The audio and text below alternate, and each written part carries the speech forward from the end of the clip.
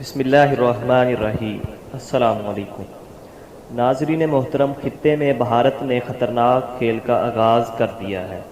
وادی کشمیر کا مسئلہ حل ہوتا دیکھ کر مودی نے طاقت کا استعمال کرنا شروع کر دیا ہے، جو کسی بھی وقت کسی بڑی جنگ میں تبدیل ہو سکتا ہے۔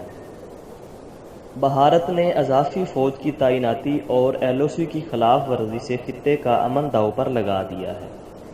پاکستان نے بھی اس حوالے سے پوری تیاری کر رکھی ہے۔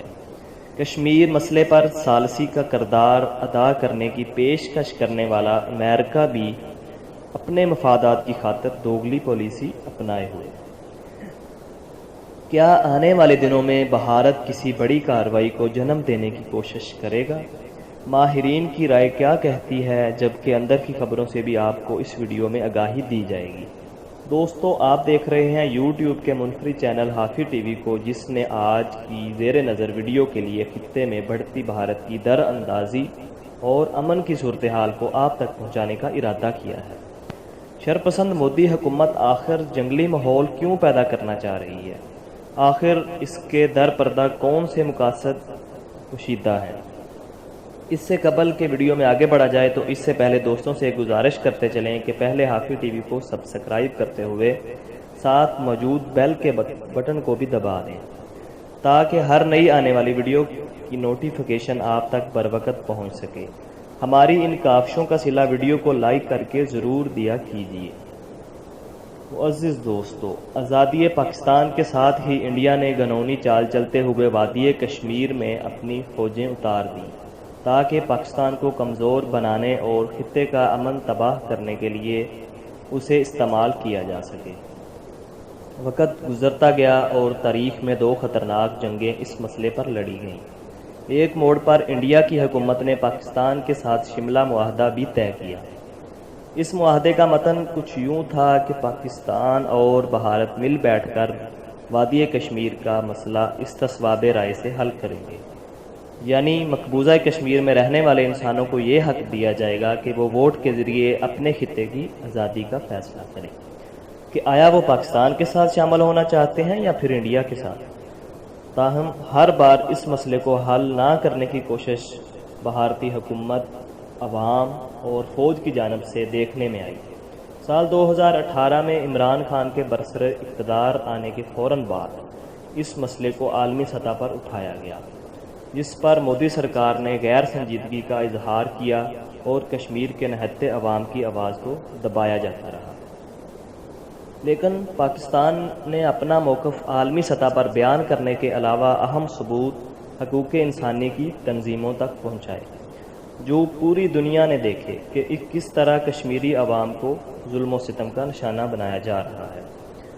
دباؤ پڑنے پر بھارت کو یوں محسوس ہوا کہ اب یقیناً وادی کشمیر کو پاکستان کے حوالے کرنا پڑے گا اور ان کی رہی سہی عزت کا فلودہ بن کر رہ جائے گا۔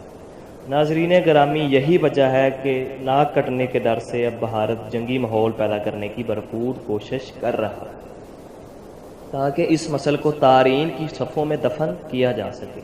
اس حوالے سے بھارت نے کئی ہزار اضافی فوج کشمیر بارڈر پر تعینات کر دی ہے اور مسلسل بارڈر پر LOC کی خلاف ورزی کرتے ہوئے فائرنگ اور گولہ باری سے پاکستانی املاک و عوام کو نقصان پہنچایا جا رہا ہے۔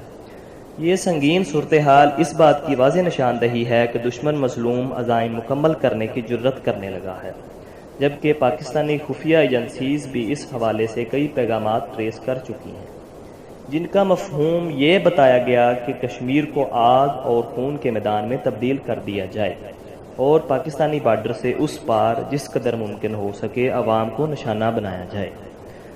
پاکستانی ریکارڈ کے مطابق رواں برس بھارت نے 1824 مرتبہ لائن آف کنٹرول نامی معاہدے کی خلاف ورزی کی۔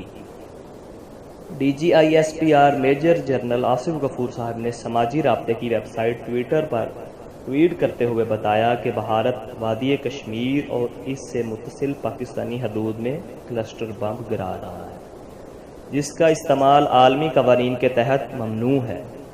پاکستان کے شیر دل جنرل نے مزید کہا کہ عالمی برادری بھارت کی جانب سے بین الاقوامی خلاف ورزیوں کا نوٹس لے، وادی کشمیر سے اٹھنے والے دھوئیں یہ آشکار کر رہے ہیں کہ دشمن ناپاک عزائم کے لیے قیمتی انسانی جانوں سے کھیل رہا اور انہیں بےایمانہ ظلم و تشدد کا نشانہ بنانے جانے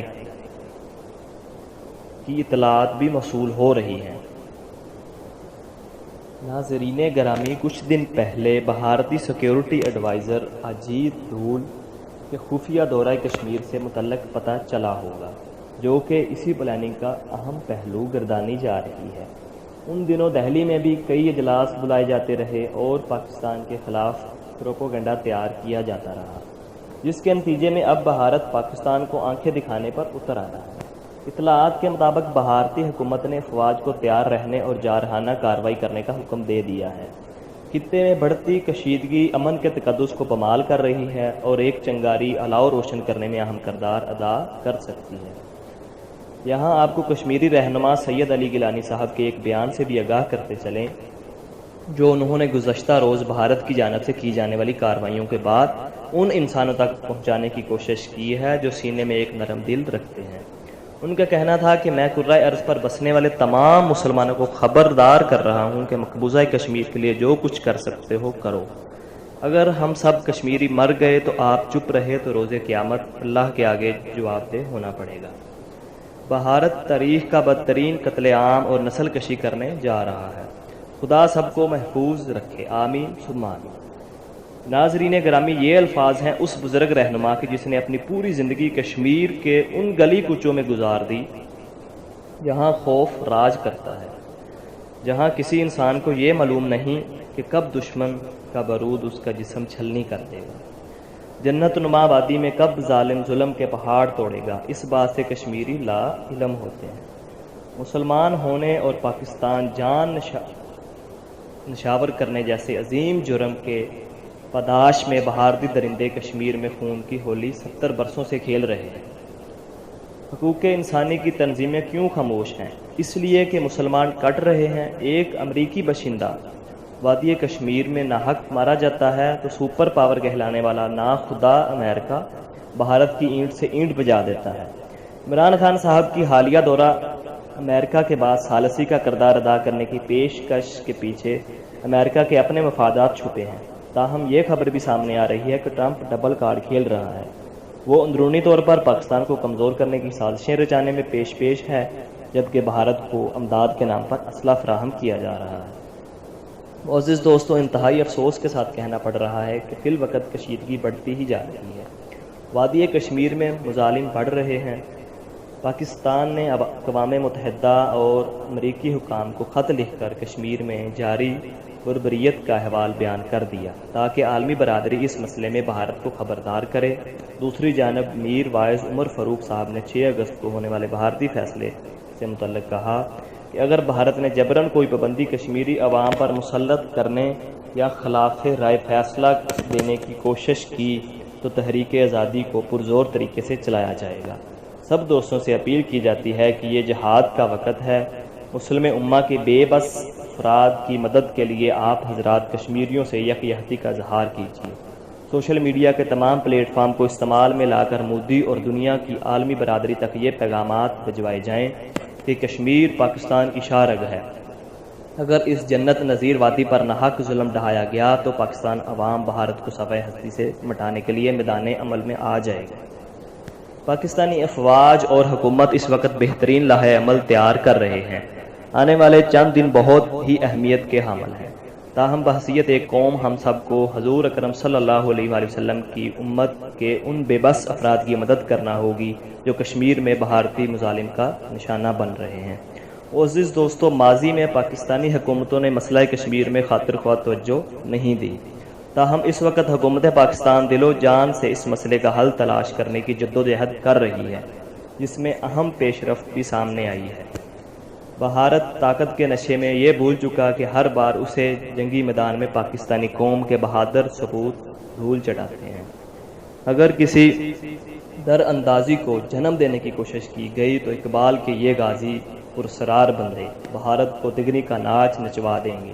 تاہم رب کریم سے دعا ہے کہ ایسی صورتحال ہرگز پیدا نہ ہو، کیونکہ جنگ میں لاکھوں بے قصور مارے جاتے ہیں۔ اللہ پاک وادی کشمیر کے نہتے مسلمانوں پر خصوصی فضل و کرم فرمائے، انہیں اپنے حفظ و امان میں رکھے، آمین ثم آمین۔ دوستو، ویڈیو پسند آنے کی صورت میں اسے لائک کیجئے اور فیس بک اور واٹس ایپ کے دیگر گروپوں میں شیئر کرتے ہوئے ہماری حوصلہ افزائی کیجئے، اور کمنٹ باکس میں ہمیں اپنی تجاویز سے ضرور آگاہ کیجئے۔ آج کی ویڈیو میں اتنا ہی، اگلی ویڈیو کے لیے